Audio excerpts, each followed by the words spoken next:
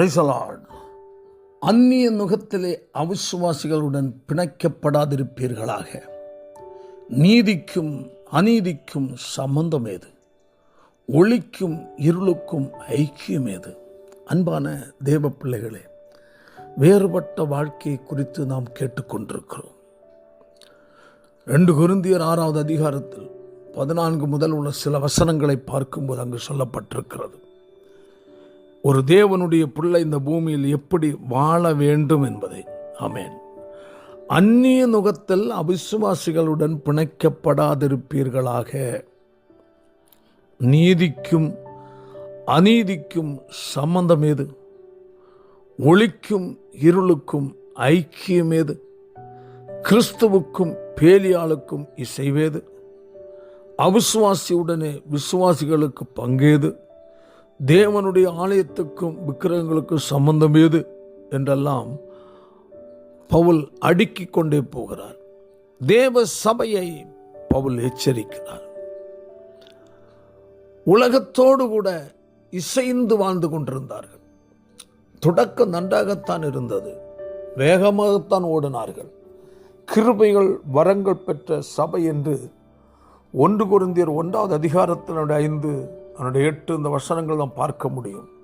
சகல விதமான கிருபைகளால் வரங்களால் நிரப்பப்பட்டது மட்டுமல்ல, கர்த்தராகிய இயேசு கிறிஸ்து வருகையை எதிர்பார்த்து கொண்ட சபை என்றெல்லாம் அங்கு சொல்லப்பட்டிருக்கிறது. காலப்போக்கில் என்ன நடக்கிறது? வேறுபட்ட வாழ்க்கைக்குள் கடந்து வந்து சத்தியத்தை கேட்ட உற்சாகமாக இருந்த தேவ ஜனம் விட்ட அந்நிய மனிதர்களோடு மீண்டும் நுழைய ஆரம்பிக்கிறார்கள். பாவம் வருகிறது, அருவருப்புகள் வருகிறது, தகாத காரியங்கள் வருகிறது, வருவதற்கு இடம் கொடுத்து விடுகிறார்கள். Praise God. உலக மக்கள், உலக பாரம்பரியம், அநேகருடைய வாழ்க்கையில் சொந்தம், பந்தம், இனம், இப்படிப்பட்ட காரியங்கள் அநேகரை பிடித்து இழுத்து கட்டி வைக்கிறது. இதனால் என்ன செய்து விடுகிறார்கள்? உலக வழக்கத்துக்கேற்றபடி உள்ளதான அஞ்ஞான மார்க்கத்தின் சம்பிரதாயங்களை இவர்களும் கை கொள்ள ஆரம்பிக்கிறார்கள். அதிலும் அங்கு ஈடுபட்டு கொள்ளுகிறார்கள். ஆமென். நாள் பார்ப்பது, ராகு காலம் பார்ப்பது, நேரம் பார்ப்பது, நல்ல நேரம் கணிப்பது, அடுத்தது இன்னுமா திருமணத்திற்கு இன்னுமா இந்த பொருத்தம், அது ஜாதகம் பார்ப்பது, இப்படி ஏராளமான காரியங்கள். அஞ்ஞானிகள், தேவனற்ற மனிதர்களுடைய பழக்க வழக்கத்துக்கு நேராக தங்கள் நாட்டம் கடந்து போய் கொண்டிருக்கிறது. ரட்சிக்கப்பட்ட தேவனுடைய பிள்ளையே, பரலோகத்தின் தேவனாய கர்த்தர் உண்மையில் அன்பு கூர்ந்தபடியினால் நீ பரலோக ராஜ்யத்திற்கு வர வேண்டும் என்ற ஒரே ஒரு நோக்கத்தோடு கூட, ஆமென், மற்ற ஜனங்களை விட்டு உன்னை வேறு பிரித்து தேவனுக்கு சொந்தமானவர்களாய் வாழ்வதற்காய் கர்த்தர் தெரிந்து கொண்டார். கர்த்தர் சொல்லுகிறார், அந்நிய நுகம் அவிசுவாசிகளுடன் பிணைக்கப்படாதிருப்பீர்களாக. விட்டு வந்த நடைமுறைகள், செயல்பாடுகள், பேச்சுகள், சிந்தைகள், கலாச்சாரங்களில் ஈடுபட்டு கொண்டிருக்கிற மக்களோடு கூட மீண்டும் நீ ஐக்கியப்படும் போது அவர்கள் செய்வதை நீ செய்ய வேண்டியவர். தேவ பிள்ளைகளே, நம்மை கர்த்தர் வேறு பிரித்தெடுத்திருக்கிறார். அவருக்கு சொந்தமானவர்களை வாழ்வதற்காக தேவன் நம்மை தெரிந்து கொண்டிருக்கிறார். வேதம் சொல்லு, ஆனபடியால் நீங்கள் அவர்கள் நடுவிலிருந்து புறப்பட்டு பிரிந்து போய் அசுத்தமானதை தொடாதிருங்கள் என்று கர்த்தர் சொல்லுகிறார். வேதம் சொல்லுகிறார், அவர்கள் நடுவிலிருந்து பிரிந்து போய் அப்படிப்பட்டதான அந்நிய நுகத்தில் அடிமையாய் கட்டப்பட்டிருக்கிற நீ அந்த இடத்தை விட்டு பிரிந்து போ என்று கர்த்தர் சொல்லுகிறார். வேறுபட்ட ஒரு வாழ்க்கை மிகவும் நமக்கு தேவை. அந்த கர்த்தருடைய வேதம் தொடக்கத்தை பார்த்தோம் அல்லவா? கர்த்தராகிய நான் பரிசுத்தராயிருக்கிறபடியினாலே நீங்களும் எனக்கேற்ற பரிசுத்தவான்களாய் இருப்பீர்களாக. நீங்கள் என்னுடையவர்களாய் இருக்கும்படிக்கு உங்களை மற்ற ஜனங்களை விட்டு பிரித்தெடுத்தேன் என்று சொல்லுகிறார். எவ்வளவு அருமையான கர்த்தருடைய வார்த்தை. நம்மை பிரித்தெடுத்த கூட்டம். ஆமென். எதற்காய்? கொஞ்ச காலம் அந்த பூமியில் வைத்து நம்மை சத்தியத்தினால் நம்மை ஆயத்தப்படுத்தி அந்த நித்திய ராஜ்யத்தில் சேர்ப்பதற்காக கர்த்தர் நம்மை பிரித்து எடுத்திருக்கிறார்.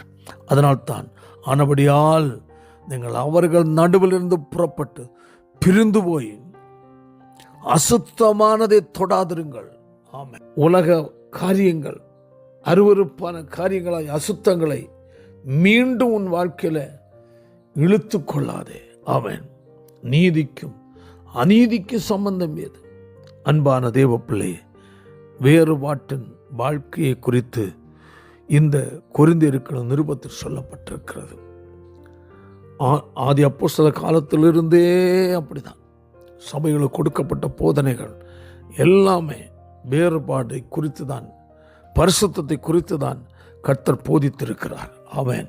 ரோமருக்கு நிருபம் 12வது அதிகாரம் 2ஆம் வசனத்தை வாசிக்கும் போது, நீங்கள் இந்த பிரபஞ்சத்திற்கு ஒத்த வேஷம் தெரியாமல் என்று கர்த்தருடைய வேதம் நமக்கு சொல்லுகிறது. இந்த பிரபஞ்சமாகிய உலகத்திற்கு ஒத்தபடி அநேகர் சபையில் வரும்போது சபையின் நிலைக்கு ஏற்றபடி தங்களை மாற்றிக்கொள்ளுகிறார்கள். பரிசுத்தவான் போல, பக்தி உள்ளவன் போல பெட்வஸ்திரம் தரிப்பார்கள், வேதத்தை சத்தியத்தை கேட்பார்கள் எல்லாம். ஆனால் அந்த இடத்தை விட்டு போய்விட்டால் அவர்கள் இந்த உலகத்தின் மக்களுடைய வழக்கத்துக்கு ஏற்றபடி போய் புகுந்து விடுகிறார்கள். அந்த இடத்தில் இருந்து பலவிதமான வேதனைகளும் கஷ்டங்களும் நெருக்கங்களும் துன்பங்களும் அனுபவித்து கடைசியாக ஆண்டவரை குறை சொல்ல ஆரம்பிக்கிறார். இதுதான் அநேக கிறிஸ்தவருடைய வாழ்க்கையில் உள்ள பிரச்சனை. கர்த்தருக்குள் இருக்கும்போது நன்றாக இருப்பார்கள், சந்தோஷமாக இருப்பார்கள். எவ்வளோ பெரிய பிரச்சனை வந்தாலும் அதை பொருட்டாக எடுக்க மாட்டார்கள். மறுஷனம் கர்த்தர் அதிலிருந்து விடுதலை கொடுத்து விடுகிறார். நாட்கள் போக போக விட்டு வந்த ஐக்கியங்கள், விட்டு வந்த உலகத்துக்குரிய காரியங்கள் பாரம்பரியத்துக்குள் மீண்டும் போய் ஒட்டும்போது சத்துரு அங்கு அவருடைய வாழ்க்கையில் கர்த்தரை வெறுக்கிற நிலையில் உள்ள பிரச்சனை, போராட்டங்கள், நெருக்கங்களை கொண்டு போடுகிறார். கர்த்தரோடு இசைந்து வாழ்வது சாத்தானுக்கு பிடிக்காது. என்ன செய்கிறார்கள்? அந்த நெருக்கம், போராட்டம் வரும்போது அந்த நிலையிலிருந்து ஜெபித்து பார்க்கிறார்கள், விடுதலை கிடைக்கவில்லை. பின்மாற்றத்திலிருந்து மனம் திரும்புவதற்குரிய மனநிலை வருவதில்லை. அப்படியே இருந்து கொண்டு என்ன செய்வார் என்றால் கர்த்தரை குறை சொல்வாங்க. நான் ஆண்டவரை ஏற்றுக்கொண்டேன், இத்தனை வருஷம் ஆச்சு, எனக்கு அது நடக்கலை, இது நடக்கலை, இந்த பிரச்சனை எதுக்கே வந்தது, நான் ஆண்டவர்கிட்ட தானே இருக்கிறேன், ஆண்டவர் தானே சேவிக்கிறேன், ஏன் எனக்கு இந்த பிரச்சனை வந்து, ஏன் எனக்கு இந்த கஷ்டம் வந்து என்று கேள்வியை அடிக்க கொண்டிருப்பார்கள். அன்பான தேவனுடைய பிள்ளையே, ரட்சிக்கப்பட்ட நாட்களிலிருந்து உன்னுடைய வேறுபட்ட வாழ்க்கை, இந்த பரிசுத்த வாழ்க்கை, தேவன் வைத்திருந்த அன்பு, பற்றுதல், வைராக்கியம் இன்று இருக்கிறதா? தேவனை விட்டு எவ்வளவோ தூரத்தில் போய் நின்று கொண்டு சத்துருவால் நீ பிரச்சனை, போராட்டங்கள் அகப்படும் போது தேவனை துக்கப்படுத்தாதே. உன் பின்மாற்றத்தின் காரணமாய் ஏற்பட்ட விளைவு என்பதை மறந்து விடாதே. ரட்சிக்கப்பட்ட ஒரு தேவனுடைய பிள்ளையின் வாழ்க்கையில் சாதாரணமான நிறைய சில கஷ்டங்கள், பலவீனங்கள் வரும், அது வேறு. ஆனால் தாங்க முடியாத பல பிரச்சனைகள், ஈடுகட்ட முடியாத சூழ்நிலைகள் வருவது எதனால் என்றால் தேவனிடத்தில் வைத்திருந்த அந்த ஆதி அன்பிலிருந்து விலகுவதுதான் காரணம். ரட்சிக்க முடிவு வரை நிலநிற்பு ரட்சிக்கப்பட சொல்லப்பட்டிருக்கிறது. அவர் விலகி போகிறதுனால் என்ன, சத்துரு கிரியை செய்ய ஆரம்பிக்கிறான் வாழ்க்கையில். தேவ பிள்ளைகளே, இதில் மிகவும் கவனமாக இருக்க வேண்டும். நீங்கள் இந்த பிரபஞ்சத்திற்கு ஒத்த வேஷம் தெரியாமல் காணப்படுங்கள். கிறிஸ்துவ வாழ்க்கைக்கு கட்டாயமாகவே ஒரு மதில் சுவர் தேவை.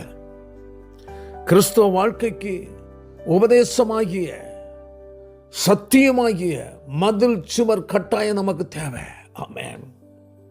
வேதம் சொல்லுகிறது பாருங்கள். நெகேமியாவின் புத்தகத்தை பார்க்கும்போது எருசலேமின் அலங்கத்தை குறித்து அங்கு சொல்லப்பட்டிருக்கிறது. ஆமென். நெகேமியாவின் புத்தகத்தில் 1வது அதிகாரத்தில் பார்க்கும்போது 3ஆம் வசனம் இப்படி சொல்லுகிறது, எருசலேமின் அலங்கம் இடிக்கப்பட்டது, அதன் வாசல்கள் சுட்டரிக்கப்பட்டன்னு சொல்லப்பட்டிருக்கிறது. எருசலேம் மதில் சுவரால் சுற்றிலும் பாதுகாக்கப்பட்ட ஒன்று. ஆமென். காரணம் என்னவென்றால் வெளியே உள்ளது உள்ளே வரக்கூடாது, உள்ளது வெளியே போகக்கூடாது, வெளியே இங்கு நின்று வெளியும் பார்க்கக்கூடாது, வெளியே நின்று உள்ளேயும் பார்க்கக்கூடாது. மதில் சுவர். ஆமென். அதற்கு வாசல்கள் இருந்தது. ஆமென். வேதம் சொல்லுகிறது, எருசலேமின் அலங்கம் இடிக்கப்பட்டது, பாதுகாவல் தகர்க்கப்பட்டது. ரட்சிக்கப்பட்ட தேவ பிள்ளையை ஒன்று புரிந்து கொள்ள வேண்டும். உபதேசமாகிய சத்தியம்தான் ஒரு கிறிஸ்தவ தேவ பிள்ளைக்கு பாதுகாவல் என்பதை மறந்துவிடக்கூடாது. இன்று இந்த இடத்தில் நின்று ஒன்று சிந்தித்து பாருங்கள். உங்கள் ஆவிக்குரிய வாழ்க்கையின் மதில் சுவராகிய உபதேசங்கள், சத்தியங்கள் தகர்க்கப்பட்டிருக்கிறதா? ஒன்று நிதானித்து முன்னோக்கி கடந்து செல்வோம். கர்த்தர் இந்த வார்த்தைகளால் உங்களை ஆசீர்வதிப்பாராக. ஆமென், ஆமென்.